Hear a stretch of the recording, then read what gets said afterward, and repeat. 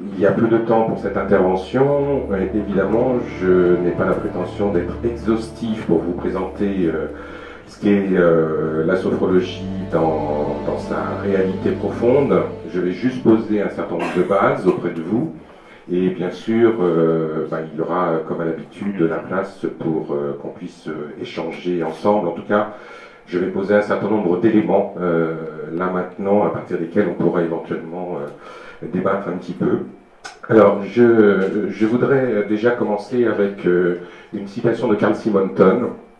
Carl Simonton, qui était un cancérologue réputé et qui était l'un des premiers à avoir utilisé la sophrologie, ou en tout cas tout ce qui est de l'ordre de l'utilisation de la visualisation dans le traitement du cancer.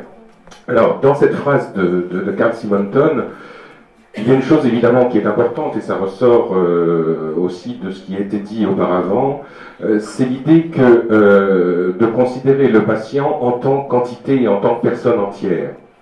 Et je pense que c'est à ce niveau-là que la sophrologie peut être une aide, bien entendu, parce qu'elle va redonner à un patient, elle va lui redonner la possibilité de pouvoir se considérer dans son entièreté. C'est-à-dire dans son entièreté, c'est pas essentiellement par rapport à un corps qui est en souffrance, par rapport à un corps qui est atteint, mais aussi par rapport à quelqu'un qui a également une psychologie, qui a aussi un inconscient, qui a aussi une globalité de sa personnalité, et que la sophrologie a pour prétention, je dirais, d'amener le patient à pouvoir travailler en liaison, bien entendu, avec son médecin, évidemment, mais à travers la sophrologie, a la possibilité de pouvoir travailler sur l'ensemble de sa personne. C'est-à-dire, l'idée, c'est de pouvoir mobiliser les potentialités de l'être humain, mais les mobiliser au maximum de ce qu'il est et au maximum de ce qu'il peut être, pour pouvoir mettre en place des éléments positifs qui vont l'aider à pouvoir, non pas guérir du cancer, bien entendu, la sophrologie ne guérit pas du cancer, mais pouvoir traverser cette épreuve. L'idée, c'est comment la sophrologie peut aider à traverser ce moment-là, mais à traverser ce moment-là avec le maximum de ses capacités, le maximum de ses potentialités. Donc ça va se faire en fonction d'un certain nombre de bases, un certain nombre d'éléments qui sont propres à la sophrologie. Alors déjà, juste rapidement, qu'est-ce que c'est que la sophrologie? Je suppose qu'il y a un certain nombre de personnes ici qui connaissent cette approche.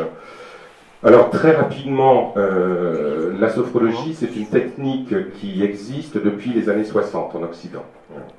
Alors les années 60, c'est un moment un petit peu particulier dans notre histoire, et notamment au niveau de la psychologie, parce que c'est le moment où en Occident, d'une certaine manière, on s'est rendu compte que nous avions un corps. Auparavant, je dirais que presque notre rapport à nous-mêmes était très lié à la fameuse phrase de Descartes, je pense donc je suis. C'est-à-dire que ce qui nous déterminait en tant qu'individu, c'était notre capacité à penser.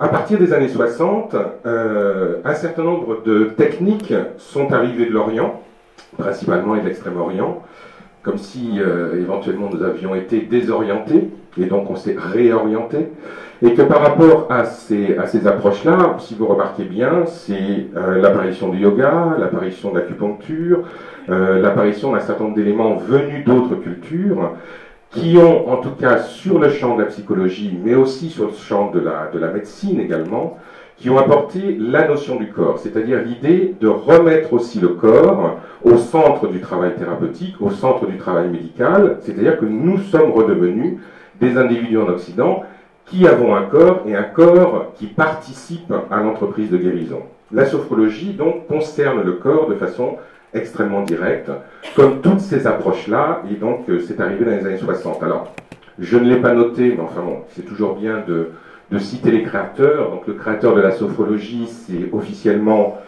un psychiatre d'origine colombienne qui s'appelle Alfonso Caicedo, qui est toujours vivant à l'heure actuelle.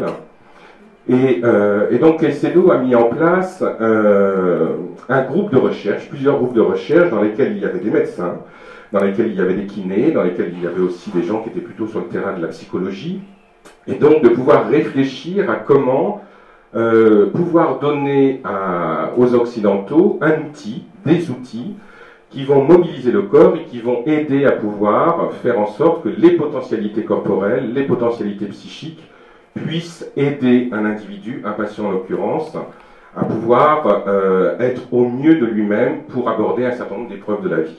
Alors, ça vous devez le savoir, la sophrologie maintenant, elle est rentrée dans les mœurs, elle est présente dans les hôpitaux, dans les cliniques.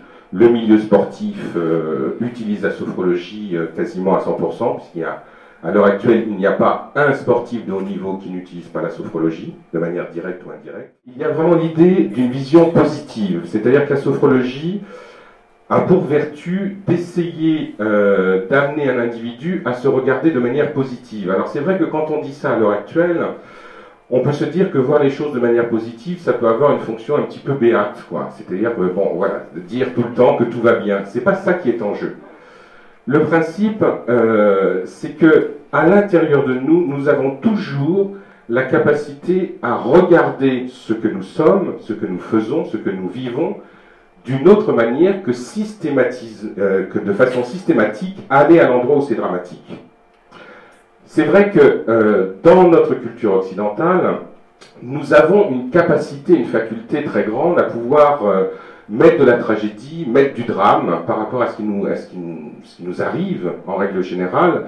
La sophrologie propose simplement de faire un pas de côté, de se dire, bien entendu, il y a de la douleur, il y a de la souffrance, il ne s'agit pas de la nier, mais simplement que si on fait un pas de côté, on peut aussi regarder l'objet que nous sommes, le sujet que nous sommes, on peut aussi le regarder avec une autre potentialité, avec une autre manière d'être.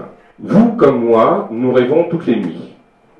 Lorsque nous rêvons, se produit un élément que nous vivons à chaque fois, c'est-à-dire que par exemple, si vous rêvez que vous êtes poursuivi par un monstre absolument horrible avec plein de tentacules qui cherchent à vous attraper, vous allez avoir augmentation du rythme cardiaque, vous allez ressentir une angoisse, vous allez avoir des suées, et pourtant c'est une image.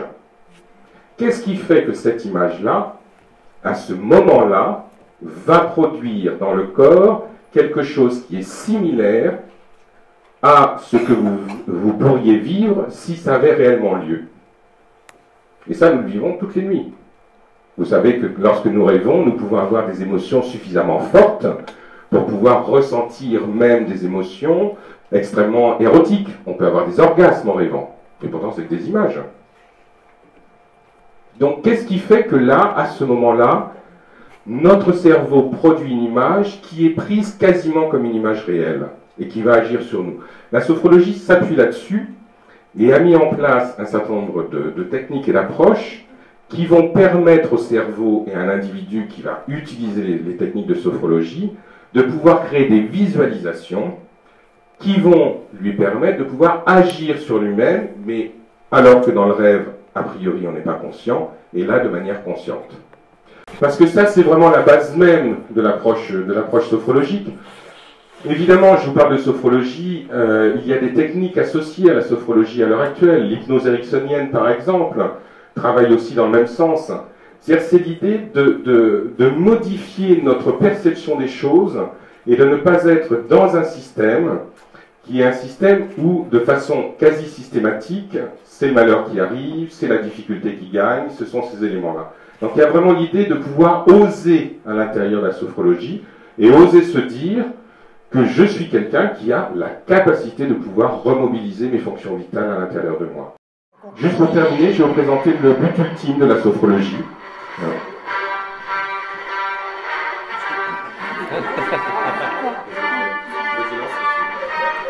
Voilà. Je vais terminer sur une petite note d'humour.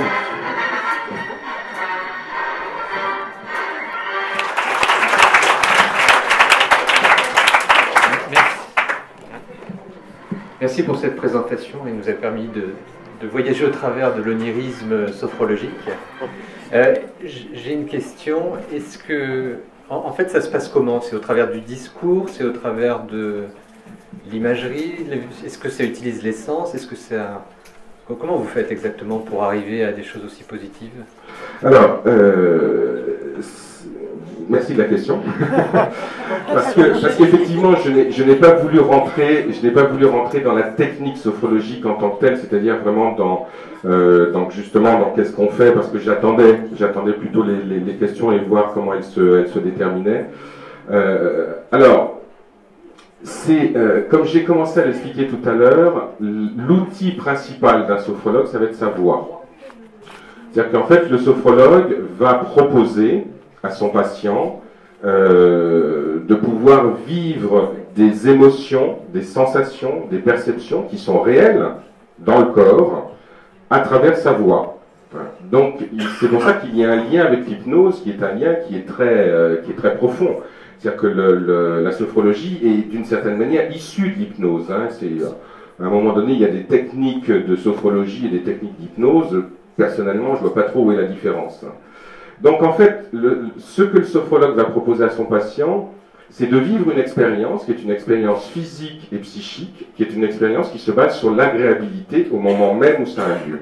C'est-à-dire, c'est se sentir bien dans son corps, c'est d'y être bien, d'y être agréablement situé. Et une fois que ça c'est en place, donc une fois en fait je dirais qu'on a quitté ces mécanismes de défense. C'est-à-dire que là par exemple, je suis en train de vous parler, mes mécanismes de défense ils sont actifs. C'est-à-dire qu'il y a une partie de moi qui sait qu'il y avait quelqu'un derrière là qui vient de passer. Donc il y a une partie de moi qui est prête à bouger naturellement. C'est-à-dire qu'on garde cette vigilance-là. Quand on est dans un état, ce qu'on appelle un état sophronique, on lâche sa vigilance. Et à ce moment-là, on n'est plus en lien avec ce qu'il y a à l'extérieur, mais ce qu'il y a à l'intérieur de soi. Et une fois que cet état il est mis en place, donc c'est ce qu'on appelle en sophrologie l'état sophronique, on peut être allongé, on peut être assis, on peut le faire en marchant, c'est-à-dire toutes ces techniques-là sont possibles. Une fois que ça c'est en place, après on va proposer justement tous les exercices de visualisation qui sont extrêmement importants, qui sont là de l'ordre du rêve éveillé. Et les exercices de visualisation, ça peut être soit visualiser sa guérison, soit se visualiser mieux que ce que l'on est maintenant, soit s'abreuver avec des images qui sont des images extrêmement positives, qui vont entraîner dans son corps des sensations positives, remobiliser un flux d'endorphine par exemple à l'intérieur de soi, c'est-à-dire que ce sont tous ces éléments-là.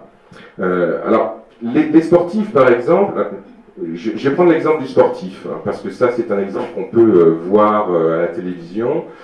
Il y a un entraîneur qui était un des précurseurs de la sophrologie, notamment en athlétisme, c'est Jean-Claude Perrin, qui a beaucoup travaillé avec les perchistes français. Et lorsque vous voyez un perchiste dans une épreuve quelle qu'elle soit, vous remarquerez qu'à chaque fois, le perchiste, avant de sauter, et la perche est l'une des épreuves les plus difficiles et les plus techniques qui existent en athlétisme, il a sa perche qui est là, vous remarquerez qu'il ferme toujours les yeux, et puis il fait ce balancement-là. Il est là comme ça. Ce balancement-là, c'est une manière de se mettre quasiment dans un état d'auto-hypnose, et en même temps les yeux fermés, c'est qu'il visualise le saut idéal. Il se visualise faisant le saut idéal avant de le faire.